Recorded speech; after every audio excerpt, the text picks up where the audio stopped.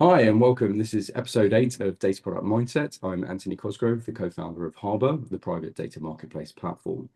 Today, I'm joined by Neil Forrest, who has worked across a range of tech and tech consulting companies in go-to-market functions and is now head of product-focused sales and consulting at Equifax. Neil, thanks for joining us. How are you doing? Hi, Anthony. Good to see you today. Very well, thanks. Yeah. Awesome, awesome. So before we get into it, we're sort of talking before we started. I'm really excited about this one. Neil's bringing kind of a very different thing to what we typically see. So often we have data product managers on the show, but Neil's approaching this from quite a different perspective, where he's really focused on, finding market fit, meeting specific customer needs. And really, like, how do you go from talking about a data product to closing a sale and ultimately delivering value? So hopefully this angle is going to be a really interesting one to explore. So Neil, why don't you start to tell us a bit more about kind of what you're up to at Equifax? Certainly, Anthony. So I've been at Equifax just over 6 months now. So I guess past the finding my feet period, the honeymoon's over, as they say. Um, it's been an interesting transition because prior to Equifax, the majority of my career has been in the sort of startup and scale up environment. So much smaller teams working on, probably a much tighter focus. Equifax being a larger entity, we've got multiple new product initiatives we're bringing to market simultaneously, and obviously a lot bigger teams working on everything. In the startup world, if you wanted to have a meeting, you just get everyone to close their MacBooks for 30 seconds and huddle around. That level of kind of intimate agility isn't possible. So yeah, learning that it requires much more orchestration and building of those kind of internal relationships to make progress. That said, the appetite to be agile and to think like a startup exists. I'm relieved to say in Equifax. So when I bring some of my more radical sort of startup notions of how we might go about things, they're well received. So that's good. Awesome, good stuff. And obviously, I mean, Equifax, big data business, like you said, many data products, and no doubt various kind of derivatives or customizations or solutions happening for individual customers. So, like, how do you think about kind of data products? And I guess there's two parts to that question, really. I guess one is, how do you think about them in the context of what they are? But I guess also, how do you think about them in the context of somebody that has to then go and take those to market and work with customers and help really to deliver value and change outcomes for them? I think let's start with the value, and that's key. So that customer problem, that customer pain point or perceived benefit that you think you've identified, can you quantify that value? Mm. In some cases, simply by providing a unique source of data, the value is evident, so that's fine, Mhm. and that's quite clean. Whatever the customer then goes on to do with it, they kind of control the value proposition a little bit in that instance. Whereas the more you kind of curate the data, the more you actually contextualize it Mm. to those actual clear problem statements and customer pain points. I think you own more of the value proposition, and that's been interesting to me in sort of startup world, because it's just providing a prediction, if we're talking sort of AI and ML, or just providing a proprietary data set that you're able to differentiate from others. That's nice and easy and clean, and the product team have a relatively speaking straightforward experience, but you don't know how much value you're delivering Mhm. on that end of the spectrum. Whereas further up the kind of that sort of value chain, the more you provide the solution as opposed to just a pure data service. You get your telemetry, you get your analytics, you can see what the customer's actually doing with it. You can actually, rather than making an estimation of value, you can quantify Yep. the value. So I think is an interesting, aspect of it. It takes more work in that latter case. Yep. You're creating a greater product. There's more to be done. There's more to be managed, but I think ideally that's where companies, are most successful. Yep. I think, yeah. And is I there, guess, I mean, just on that point, I guess it's changing a little bit in terms of, your world and the data marketplace and the advent of data clean rooms and these new ecosystems where companies can actually proffer up their data hmm, in a different way. So for me, that still feels nascent. You'll probably take a different view because you're thinking about things like that all the time. But I think that's going to change the data product proposition because I don't think it's well understood by a lot of companies. okay. And sort of that sort of journey that you're talking about, where you go from, sort of almost, a static table or a piece of data that, to your point, is hopefully differentiated, hopefully has some value associated with it. But what happens after that requires work from the customer. So they have to process it, analyze it, join it, whatever it is they need to do in order to get to an outcome. Versus that actually I've gone further up that value chain and I'm now delivering something that's more tailored to their specific needs. And I can be Yeah. a bit cleaner and a bit clearer around exactly what value I'm delivering to them.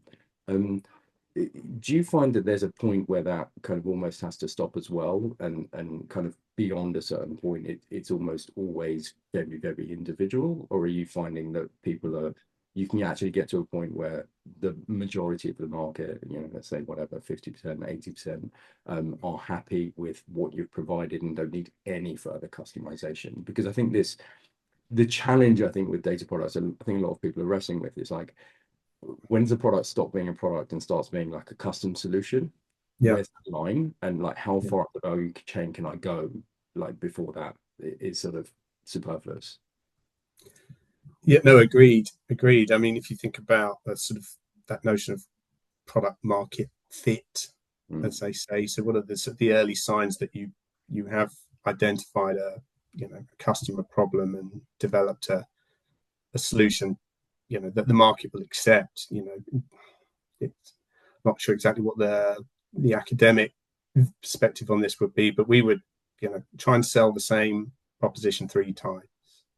mhm, Don't sell 3 different versions of the proposition, but try as far as you can to find 3 customers who agree that, yes, if you can provide this product or solution as you've described it, I would buy it. I believe that would solve my problem.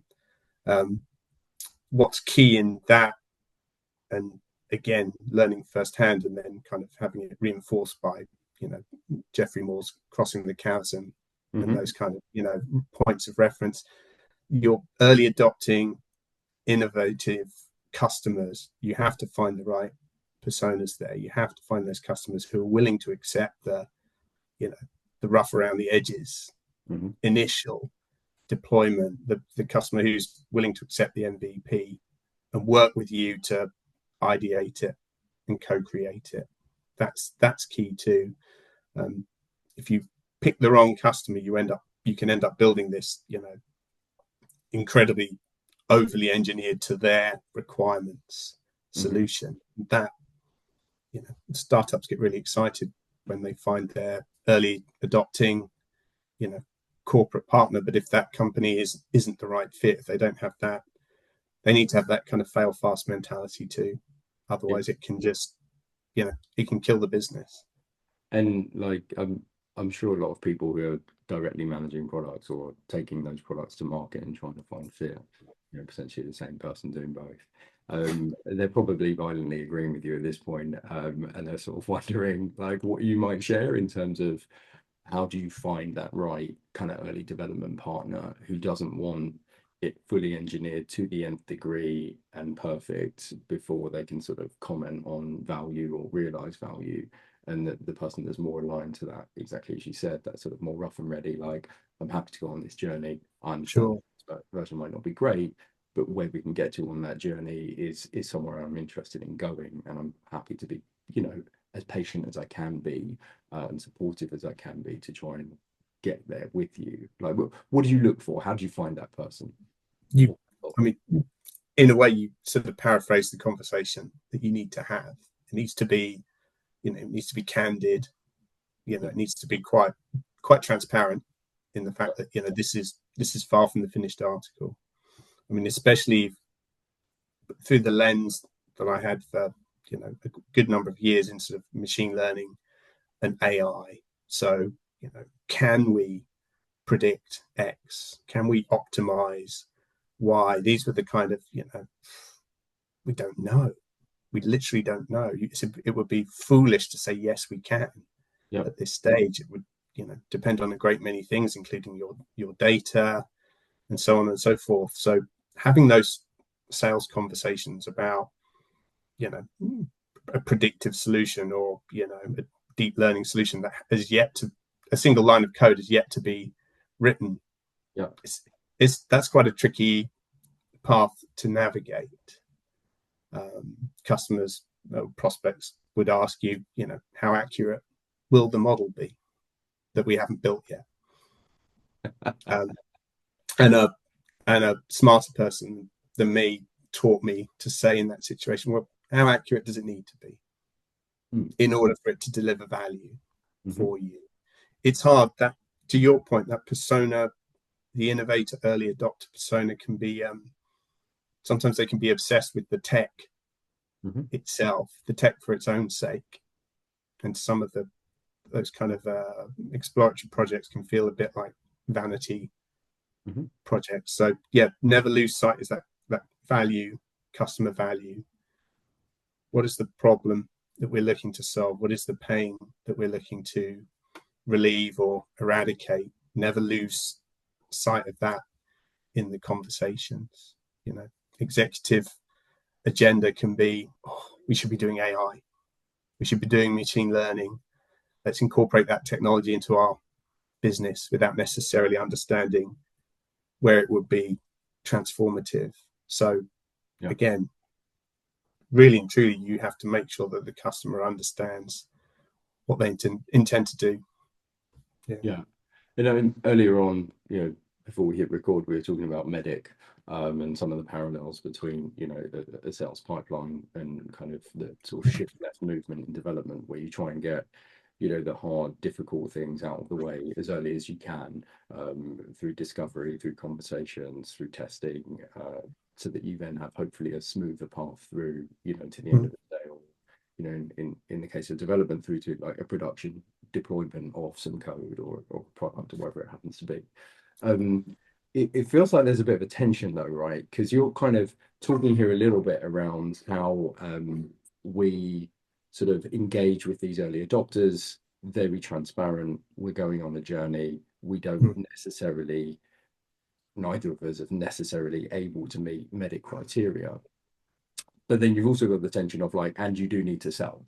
So are you kind of, do you see those two things as working in parallel? Or do you see kind of like there's a time for this more sort of exploratory, collaborative approach, go on a journey, and then once you've maybe kind of sorted out those three customers and got them to a certain point, then you click into more of a sort of a standard sales process? Like how do you view those two things?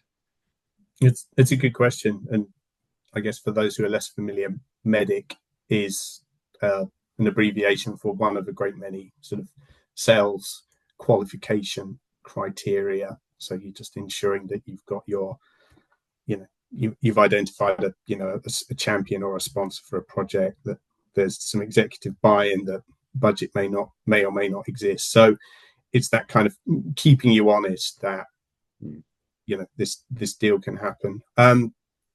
Is the sale of really nascent products compatible with that? I think yes. I think you probably just changed the weighting. You've got to find that desire first. You've got to find someone who is willing to go on that journey with you, but you still, obviously, someone needs to pay for it, unless you're of a generous spirit, and you want to run a free POC. But I mean, again, to be fair, sometimes you need the validation more than anything. Yeah. To get to a working model or solution, you may need customer data. Otherwise, it's all just theoretical. So, what do you charge? Is simply getting your first, your first prototype up and running with a customer and value enough, to the business and to get you going. So, pricing, and what do you charge for something that Exactly you haven't built yet, that you can't define how much value it's going to deliver. So all of these aspects are very iterative, where you start out, even, I mean, you'll know this probably many times over, the problem you set out to solve on day one, the genesis of the business or the startup or even the product, it's highly unlikely to be the problem that you end up productionizing a solution and starting to really scale that, that sales effort around. Perhaps sometimes it is, but got to keep an open mind along the way that actually there's maybe an adjacent problem that has greater value than the one you set out to solve. Yeah, couldn't agree more. And I mean, we're already starting to canter through this, but like while we're thinking about those sort of lessons learned, like what do you feel are the critical ones that you've learned in the data product space? Like what are the mental models that you hold around this works, that's to be avoided, try to do this really well? Like what would you share with a young version of yourself? It's a good question. I think one of the principles above all others is that the best idea wins, or that hold your beliefs lightly. Dogmatic thinking, any kind of degree of certainty can really be problematic. We simply don't know if something will work. We simply don't know. We tried that whole fail fast and try and evidence that you've got a hypothesis or you've got a problem statement. Test it, validate it as fast as you can, as many times as you can. Keep doing it. It's not, again, like those other things. I think that's where there's a nice parallel to the sales qualification piece. It's not one and done. It's not a box tick in a CRM, or it's not a satisfactory set of Asana or Jira tickets that you've just cleared off the board. Yeah, great, done. Customer value. It's never ending. It's incremental. That's the mindset that you've got to have. So what you thought was, what you truly believe to be correct 2 weeks ago may not be true today. It's not easy. I think it comes more naturally to some of us than others, but if it doesn't come naturally to you, you need to build that mechanism internally, or you should probably find something else to do. I was speaking to someone last week, and they made a comment, I'm sort of paraphrasing here. They were in a larger corporate, having done some startup stuff before, and they were sort of saying that they struggled with some internal people who didn't understand that failure was likely and was okay, because failure was just viewed as failure, and they were finding it like really problematic because it meant that a lot of stuff had to happen up front, a lot of stuff had to be hidden away. Failures which should have just been celebrated as this hasn't worked, we've proven something doesn't work, that it's wrong, that there's nothing there, had to be sort of dressed up as something that they weren't. Is that something that you've seen over your career? I mean, you've done corporates, you've done startups, you've done tech, you've done data. I think the larger the organization, the more there is that that challenge. I wouldn't say necessarily it's a culture, because you're reporting up on in terms of progress, and so there is that sense that perhaps executives only want to hear good news. I would challenge that. Hmm. um, in terms of perhaps there are cases where that's true, but not whinging, but highlighting, escalating, looking over the horizon to to identify risks or areas of concern. I think one should always proactively do that, but just always try and bring a, as well as highlighting a challenge, I always try and bring a suggested route forward to accompany Yep. the challenge. So here's the problem we've identified. Based on what we understand it to be, this is what we would advocate Yep. doing. Just again, it's you've got to be dispassionate and separate the individual ego or the company ego from the problem. We've got a problem to overcome. It's nobody's fault per se. We just need to put some bright minds on it and work through it. Yep. Um, the other aspect, I guess, where it's hard for corporates to adopt and embrace that sort of fail fast and super agile is, I guess, just the organizational structure. Yep. Firstly, doesn't necessarily allow that because they've gotten so big. There's a team for this and a team for that, and all those teams need to come together. Yep. Product in. I mean, this is something I'd imagine some of your other guests have covered. Product in a corporate context versus product in a startup must be quite distinct from each other, possibly more distinct than maybe other functions. I would say, so you've still got to sell in sales. Yep. You still got to create demand and raise awareness in marketing in both those contexts. But product in a larger corporation, I suspect, is you know a, you need to be the orchestrator. You need to be the sort of the not the puppet master, but you know what I mean. There are so many stakeholders that must all come together in order to realize your overarching product Yep. ambition. So I think that must be a real challenge. Um, I guess the final thing is the timelines that corporates work to as well. So budgets are set. Product roadmaps again are, rather than written in a Google Doc, are somewhat more set in stone or Mhm. etched. So I think there's that's there are certain organizational and rhythmic challenges to the sort of the fail fast thing and failure just as a concept. Yeah, I think there's work to be done there.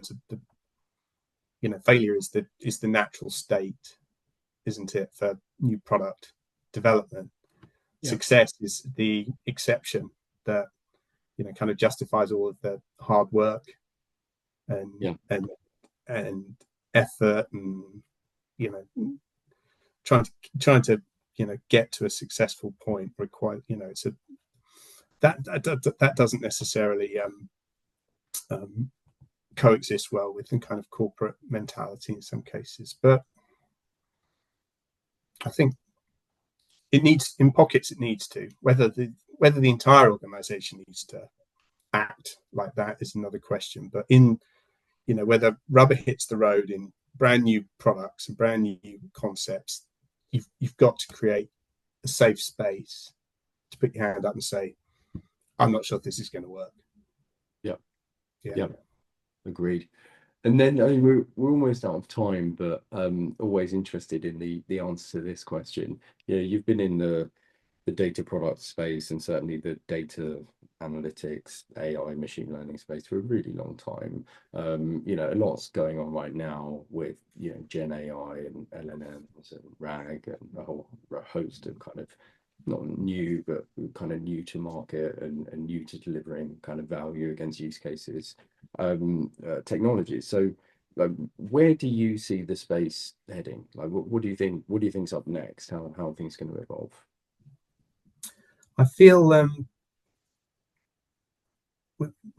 we collectively, the kind of the business world, we seem to is myopic the word? We seem to fixate on one thing at a time to the detriment of all the others. So the second AI revolution is upon us, and it's all generative AI. Chat GPT and LLMs is where Mhm. all the buzz is, all the investment tends to be focused around there.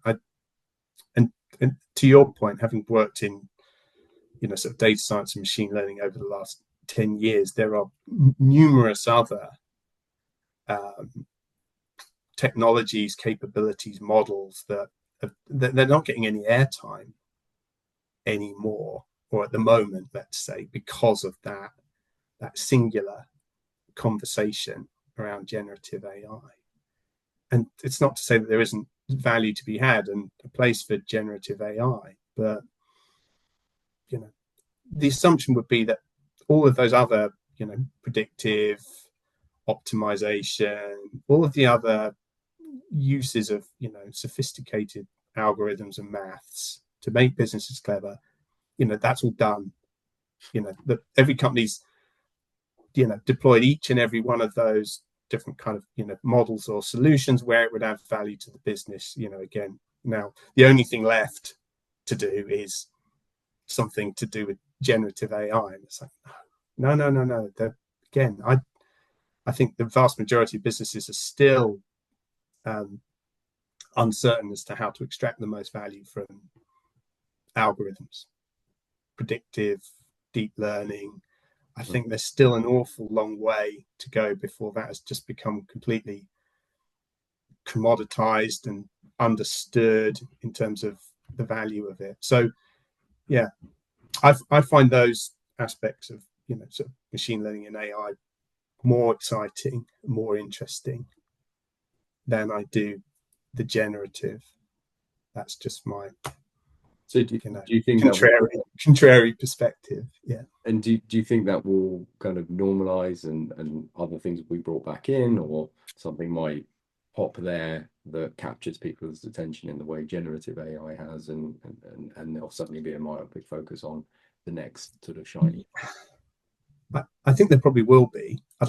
Maybe there'll be a period of kind of reflection where, as the generative AI hype just eases off a fraction, it does create a little bit of bandwidth for some of the other machine learning and deep learning technologies to to remind the world that they exist and they still have huge value and application in business. So yeah, no, I hope that's the case. In terms of what comes after generative AI, I think the aspect of it I find interesting is the agent piece, which obviously is being talked about now. But just that aspect of, rather than just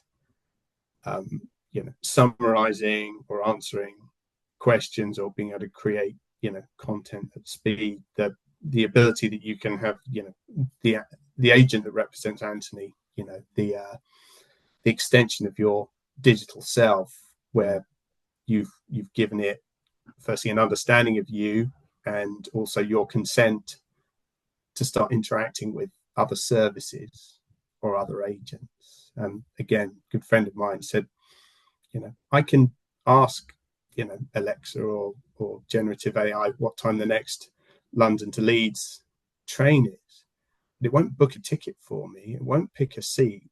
It doesn't remember that I like to face forward and have a table, ideally. So why that's what he was excited, and it just got me thinking the same thing. Book the GP appointment, book the train appointment, have my implicit consent. Maybe some blockchain. Just empower that agent to act on my behalf, and I feel like that's probably the next super exciting thing to happen.